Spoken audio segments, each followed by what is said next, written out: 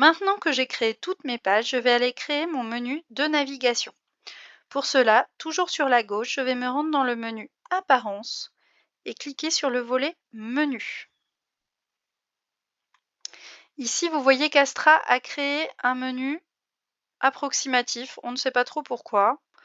On va supprimer ce menu. Il me demande la confirmation, je fais OK. Il y a également un deuxième menu, donc je vais le supprimer également. Voilà, on repart de quelque chose de propre. Alors, le volet des menus. Vous voyez ici, je vais devoir donner un nom à mon menu. Donc, je vais indiquer que c'est le menu principal. Je peux également l'appeler menu de navigation. À vous de choisir un nom qui vous semble cohérent. Je vais indiquer ici qu'il s'agit bien de mon menu principal. Cela permettra à WordPress de savoir qu'il doit le placer dans l'en-tête de votre site internet. Je clique sur Créer le menu. Aussitôt, vous voyez, il m'indique que je peux ajouter des éléments au menu dans la colonne de gauche.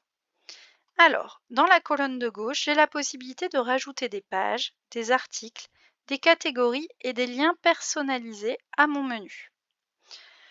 Pour l'instant, je n'ai créé que des pages, donc je vais venir simplement rajouter les pages. Nous viendrons ensuite étoffer notre menu au fur et à mesure des créations que nous réaliserons sur le site. Pour les pages, normalement le volet est déjà ouvert, donc vous pouvez y avoir accès. Vous avez deux onglets, les plus récentes et tout voir. Alors souvent, on arrive sur les plus récentes et on se dit, il y a une page que je ne retrouve pas. Il suffit tout simplement de venir cliquer sur tout voir et là vous voyez absolument toutes vos pages. Alors, je vais rajouter les pages que j'ai créées à mon menu. Donc, normalement j'en ai 8, 1, 2, 3, 4, 5, 6, 7, 8, tout va bien. Et là, je clique sur Ajouter au menu. Alors, on va pouvoir déterminer quel sera l'ordre des pages dans le menu de navigation. C'est-à-dire que la première page ici sera la première à apparaître dans l'ordre de lecture sur le menu de navigation. C'est donc celle qui apparaîtra tout à gauche. La dernière ici apparaîtra tout à droite. Je positionne donc mon accueil ici. La page de contact vient toujours en dernière position et la page de blog en avant-dernière. Ensuite, à vous de déterminer l'ordre de vos pages.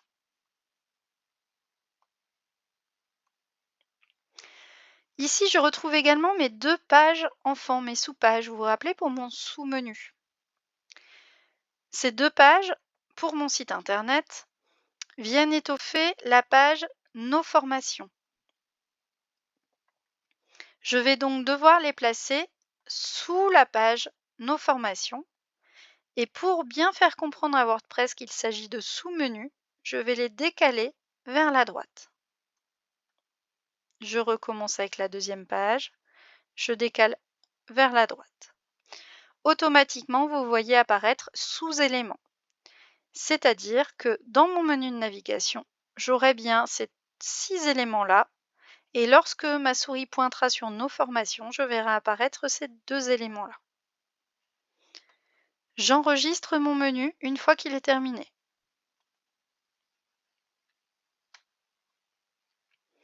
Sachez qu'il est toujours possible, en cliquant sur une page, ici vraiment sur le triangle, de renommer la page, la manière dont elle va apparaître dans le menu de navigation.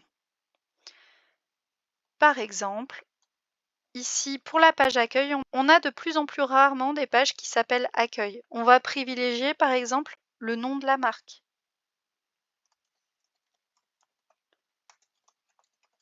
Je ne vais pas le faire, mais lorsque vous modifiez un nom, il suffit ensuite d'enregistrer le menu.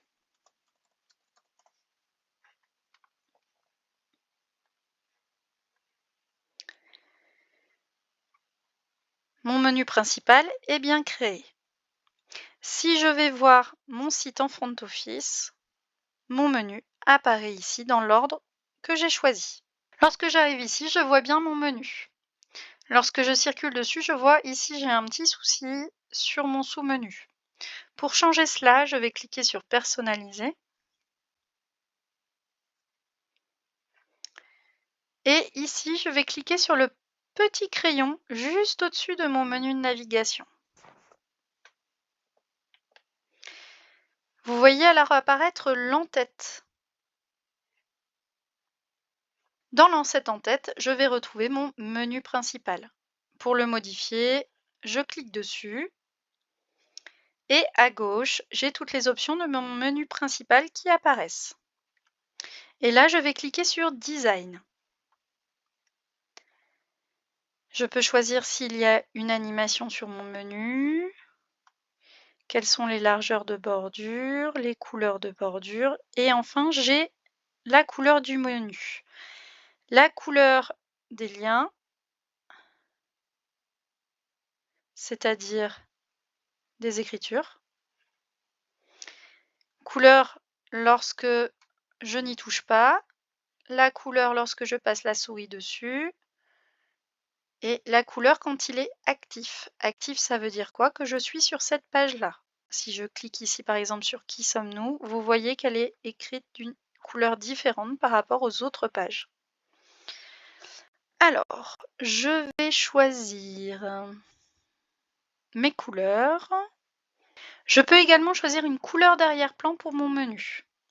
Par exemple, si je veux qu'il soit écrit sur un fond blanc mais en diminuant l'opacité, c'est possible. Ce qui va me permettre de mieux voir mes sous-menus.